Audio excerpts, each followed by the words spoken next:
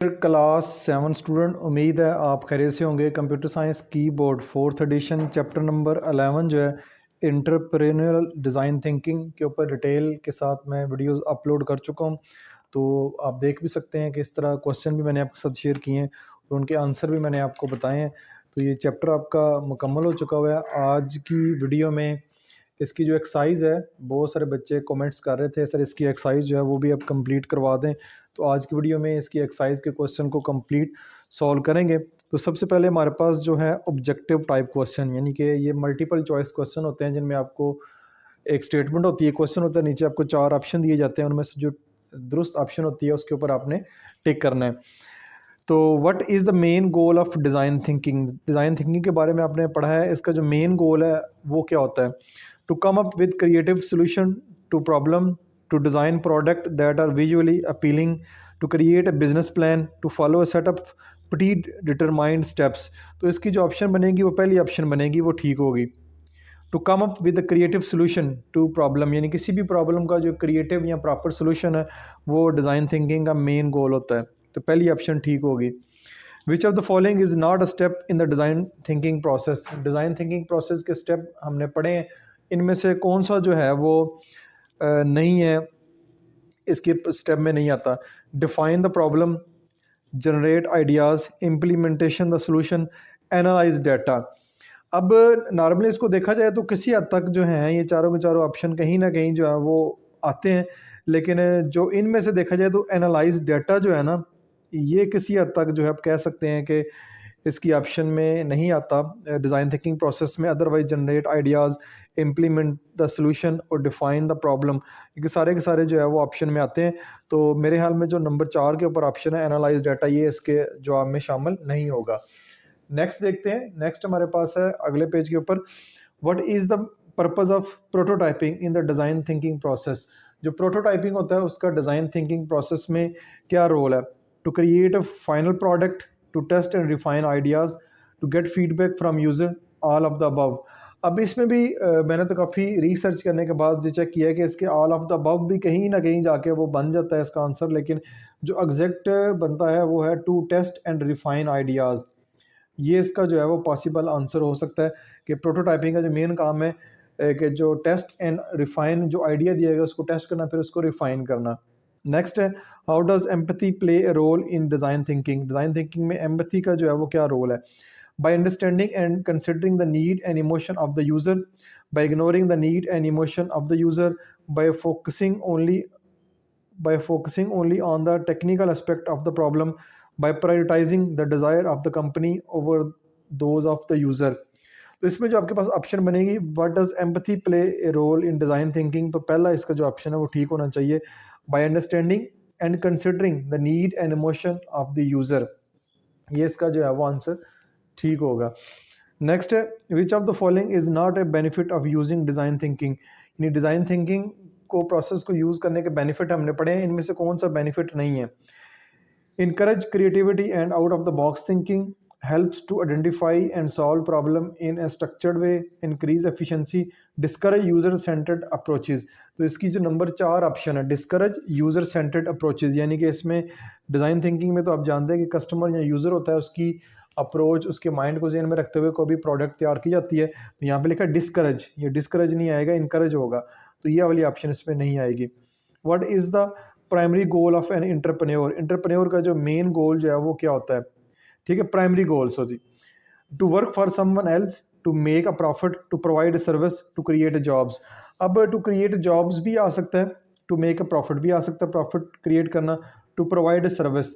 तो मेरे ख्याल में अगर ये वाला जो है टू प्रोवाइड सर्विस कर देंगे तो इसमें ऑटोमेटिकली कवर हो जाएगा। कोई भी सर्विस प्रोवाइड करनी है तो उसके लिए जॉब्स तो क्रिएट होंगी और ऑटोमेटिकली वो प्रॉफिट भी गेन करेगा। तो to provide service, to make a profit भी हो सकता है, लेकिन मेरे ख्याल में टू प्रोवाइड सर्विसेज का जो बेस्ट पॉसिबल आंसर जो है वो हो सकता है। What is the key characteristic of an entrepreneur? Entrepreneur की जो की करेक्टरिस्टिक क्या होती है? Risk aversion, lack of creativity, fear of failure and risk taking. जो मेन करेक्टरिस्टिक होती है की एंटरप्रेन्योर की, वो रिस्क टेकिंग होता है कि वो रिस्क ले रहा है। रिस्क एवर्जन से मुराद है कि वो रिस्क नहीं लेना चाह रहा, तो रिस्क टेकिंग जो है वो इसकी जो है ऑप्शन वो ठीक होगी। What is the first step in starting a new business? Business कोई भी स्टार्ट करने के लिए जो पहला स्टेप है वो कौन सा हो सकता है? Securing funding, developing a business plan, registering the businesses, finding A location. तो सबसे पहले आपका होगा डेवलपिंग ए बिजनेस प्लान। आपके पास अपने बिजनेस के लिए एक प्रॉपर प्लान होना चाहिए।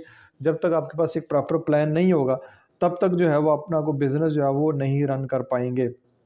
नंबर आई पे देखते हैं, what is the difference between an entrepreneur and A small business owner? छोटा जो बिजनेस ओनर है उसका और एंटरप्रेन्योर में फ़र्क क्या होता है? ठीक है जी, फ़र्क देखें। Entrepreneur focus on innovation, entrepreneur focus करते हैं इनोवेशन के ऊपर, जबकि small business owner on efficiency. जो छोटा बिजनेस है वो एफिशिएंसी को देखेगा कि कौन सी जो प्रोडक्ट है या मेरी जो कोई भी चीज़ है कम से कम लागत में कितना प्रॉफिट दे रही है। Entrepreneur focus on growth, small business owner on stability. Entrepreneur are self employed, small business owner are not. तो मेरे ख्याल में ऑल ऑफ द अबव है जो इसमें जो डिफरेंस में जो है सारे पॉइंट्स आप लिख सकते हैं। और यहाँ पे एक और भी बात बताता हूँ चलूँ कि आपको पेपर में क्वेश्चन भी आ सकता है कि what is the difference between entrepreneur and A small business? Small business और एंटरप्रेन्योर में क्या फ़र्क है? तो ये तीन ऑप्शन भी आप जो हैं वो लिख सकते हैं उसके जवाब में। ये तीन पॉइंट्स आपको आएंगे लिखने के लिए और आप लिख सकते हैं। तो यहाँ से भी एक सवाल बन सकता है और उसका जवाब भी आपको यहाँ पे दिया गया है। What is the primary advantage of being an entrepreneur? Entrepreneur होने के जो प्राइमरी एडवांटेज है वो क्या है? Job security, flexibility and independence, granted income, benefit and pension. तो इसका आएगा फ्लेक्सिबिलिटी एंड इंडिपेंडेंस। यानी कि जो एंटरप्रेन्योर होता है, जो बिजनेसमैन होता है, उसको फ्लेक्सिबिलिटी होती है, अपने काम भी अपनी मर्जी से करता है और उसको हर तरह की आज़ादी होती है, अपनी आज़ादी से वो काम कर सकता है एज़ कम्पेयर टू जो जॉब वाला है उसको जो है वो सारे काम किसी की पाबंदी के साथ करने पड़ते हैं और उसकी मर्ज़ी से करने पड़ते हैं।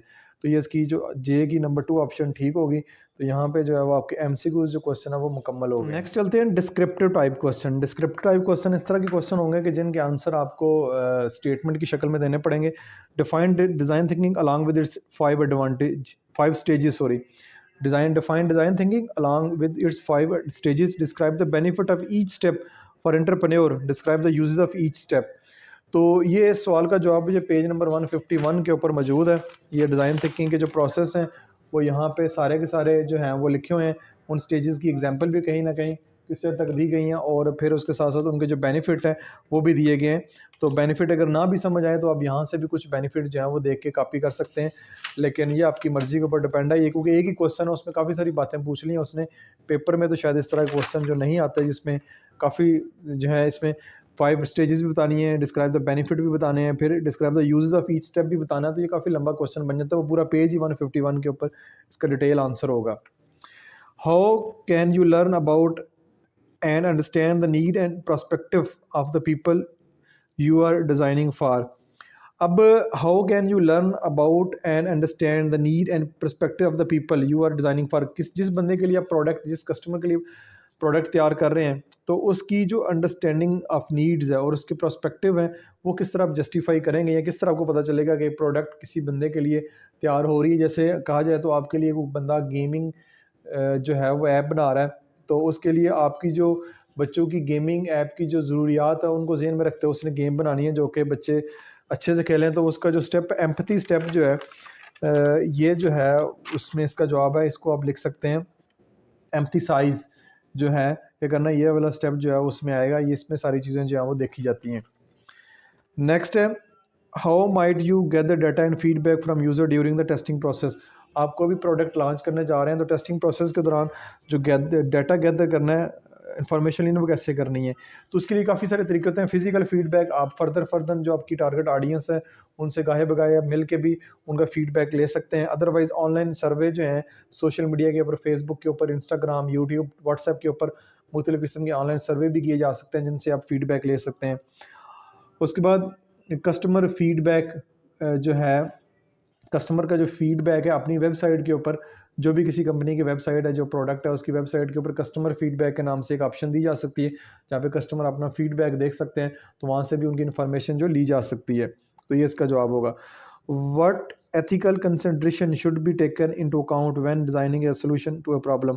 जब भी किसी प्रॉब्लम का सोल्यूशन आप डिज़ाइन करने जा रहे हैं, जो भी प्रॉब्लम है, तो उसकी एथिकल कंसिडरेशन भी आपने देखनी है। अब जैसे कि गेम अगर वो कंपनी डिज़ाइन करना चाह रही है, गेम बच्चों के लिए बनाना चाह रही है, उनको लगता है कि बच्चों को गेम पसंद है, बच्चे बोर होते हैं पढ़ाई से तो वो गेम खेल लें या वो बाहर नहीं जा सकते तो घर में मोबाइल पे गेम खेलें। तो इसके लिए एथिकल कंसिडरेशन इस तरह की होनी चाहिए कि बच्चों की जो गेम है वो इस तरह की हो कि जिससे बच्चों की आई साइट या उनकी सेहत पे या उनके जो कह सकते हैं आप मेंटली या बिहेवियर में कोई ऐसी चेंजिंग ना आए कि वो कल को सोसाइटी के लिए मसला बन सकते हैं। तो इन चीज़ों का जो है वो किसी भी प्रॉब्लम का सलूशन डिज़ाइन करते वक्त आपने इन बातों का ख्याल रखना पड़ता है कि एथिकली उसमें कोई ऐसी बात ना हो जो अखलाकन जो है वो सोसाइटी के लिए कोई मसला क्रिएट कर सकती है। तो ये जो है इसकी कोई भी जैसे गेम की मैंने एग्जांपल दी है वो इस तरह एग्जांपल दे के भी आप इसका जवाब लिख सकते हैं। How might you collaborate with other in design process, including team member, stakeholder and user? How might you collaborate with the other in design process में अपने टीम मेंबर से, स्टेक होल्डर से और यूज़र से। टीम मेंबर आप जानते हैं, stake holder वो होते हैं कि जो किसी भी कंपनी में जिनके शेयर होते हैं वो उसके स्टेक होल्डर होते हैं। एंड यूज़र जो उस कंपनी की प्रोडक्ट यूज़ करते हैं। तो उनमें आपस में कोलैबोरेशन कैसे की जा सकती है, उसकी कोलैबोरेशन के लिए सोशल मीडिया इस वक्त ऐप्स मौजूद हैं जिनके ऊपर आप मुख्तलिफ सर्वे कंडक्ट करके उनसे कोलैबोरेट कर सकते हैं। और जब भी कोई प्रोडक्ट लॉन्च की जाती है तो वो ज़रूर देखा जाता है कि यूज़र के लिए कितनी बेनिफिट है, जो स्टेक होल्डर हैं जिन्होंने शेयर लिए हुए हैं कंपनी के उनके लिए कितने फ़ायदेमंद हो सकती हैं, और टीम मेंबर के लिए वो कितने फ़ायदेमंद हो सकती है, कंपनी के लिए कितने फ़ायदेमंद हो सकती है। सारी चीज़ें जो है वो देख के कोई प्रोडक्ट जो है वो लॉन्च की जाती है। नेक्स्ट है in the lab create flow chart to show the design thinking process of developing a new product। Recyclable paper bag बनाने हैं, इसके ऊपर आपने जो है फ्लो चार्ट क्रिएट करना है। फ्लो चार्ट चैप्टर नंबर 5 में आई थिंक हमने पढ़े हैं फ्लो चार्ट कैसे करना है डिज़ाइन थिंकिंग प्रोसेस के ज़रिए। तो ये लैब के अंदर करना है, अगर आप टीचर आपके लेके जाते हैं तो कर लें, अदरवाइज़ नहीं भी होता तो खैर है। नेक्स्ट है ग्रुप प्रोजेक्ट है, divide a group of 2। Think yourself of being the owner of an online book selling business. आप एक ऑनलाइन बुक सेलिंग बिजनेस के मालिक हैं। Devise a business plan where you select 5 most interesting book to sell in the market by digital marketing techniques. हमने 5 अपनी book select की हैं जिनको आप मार्केट में सेल करना चाह रहे हैं। Also define the target market of your product. तो इसको आपके लिए बिजनेस प्लान आपने क्रिएट करना है, ठीक है। और इसके लिए जो टारगेट मार्केट है इसके लिए आपने क्या प्लान तैयार किया, ये सारी की सारी काम करने हैं।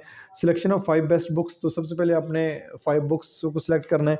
Digital marketing on social media, फिर उसकी एडवर्टाइजमेंट करनी है आपने मुख्तलिफ जो प्लेटफॉर्म है, फेसबुक है, व्हाट्सएप है, यूट्यूब है, इंस्टाग्राम है, इनके ऊपर। तो मार्केटिंग स्ट्रेटजी पूरी डिज़ाइन करनी है। तो ये बच्चों के लिए ज़रूरी है कि वो करें कि वो किस तरह बुक को सेल कर सकते हैं online. Apply design thinking approach to create a product that will solve a certain problem. Investigate about the problem faced by your community regarding environment। यानी आपने एक प्रॉब्लम जो आपकी कम्युनिटी फेस कर रही है रिगार्डिंग एनवायरनमेंट हो सकती है, एजुकेशन हो सकती है, हेल्थ हो सकती है। इन दोनों के नज़दीक आपको एक प्रॉब्लम जो है उसको आइडेंटिफाई करना है, और आइडेंटिफाई करने के बाद आपने उसका जो सोल्यूशन है वो लेकर आना है। And select a problem that you wish to solve as a group. Identity on issue prototype test, यानी आपने कोई एक प्रॉब्लम यहाँ से एनवायरनमेंट की ले लें, एजुकेशन की ले लें, हेल्थ सेक्टर की प्रॉब्लम को लेना है। प्रॉब्लम को लेने के बाद आपने उसको एक प्रॉपर जो 5 स्टेजेस हैं उनसे गुजरने के बाद उसका जो सोल्यूशन है वो तैयार करके देना है। आइडेंटिफाई की problem faced by the world today. आजकल जो लोग दुनिया पूरी जो की प्रॉब्लम जिनको फेस कर रही है उनको आपने आइडेंटिफाई करना है through the lens of sustainable development goal. जो सस्टेनेबल डेवलपमेंट गोल हमने पढ़े हैं, ठीक है, इनके ज़रिए आपने आइडेंटिफाई करना है कि कौन कौन सी जो प्रॉब्लम है जिनको आजकल की सोसाइटी फेस कर रही है। तो इनके ऊपर आपने कुछ प्रॉब्लम को आइडेंटिफाई करना है, ठीक है। प्रॉब्लम को आपने लिखना है कापी के ऊपर, तो ये वो यहाँ से भी देख के लिख सकते हैं आप। तो ये आपका इस तरह जो है वो चैप्टर नंबर 11 यहाँ पे ख़त्म हो गया। इसी के साथ आपकी जो बुक है वो भी कंप्लीट हो गई है सारी की सारी। इसकी वीडियोस मैंने कोशिश की हैं अपलोड कर दूं, जो रह गई हैं उसको भी जल्द से जल्द मैं अपलोड कर दूंगा। किसी किस्म का क्वेश्चन हो कमेंट्स बॉक्स में पूछें। आपने बहुत सारा ख्याल रखिएगा। This is Masoom Bashar signing of.